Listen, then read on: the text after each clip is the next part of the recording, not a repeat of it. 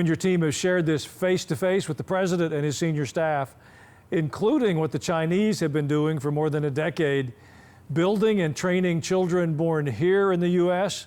to become good communists, to undermine our democracy from the inside out. You're calling them the Manchurian generation. Can you tell us what you've uncovered? Yes, Alan. This was very troubling. We have this issue right now that the Supreme Court is going to take up. It's on this issue of birthright citizenship, and that's the idea that if you happen to be in the United States and give birth, that child is automatically granted U.S. citizenship. And I think a lot of people, Alan, think that when that happens, maybe it's somebody that's on vacation or somebody that, came to the United States illegally and has been here for several years and they happen to give birth. What the Chinese have done is set up kind of an industrial scale exploitation of birthright citizenship. And so what do I mean by that? Well, our government has no idea how many people do this every year because they don't keep track of these statistics.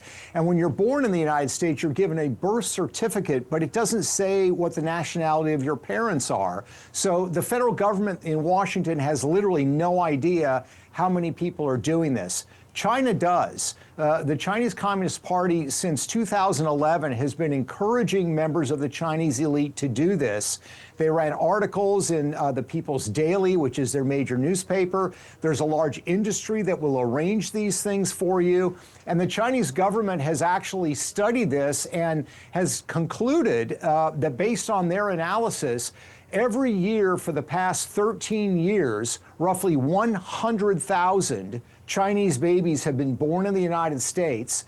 They get U.S. citizenship, and then they are immediately taken back to China, where they are raised in the Chinese Communist Party system.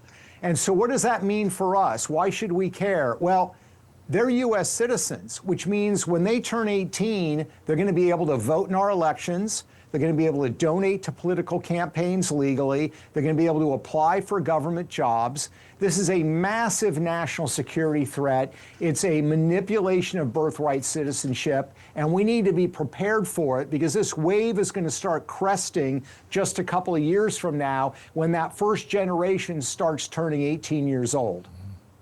President Trump tried to shut this down with an executive order which would have limited birthright citizenship, but lower court injunctions have prevented its implementation.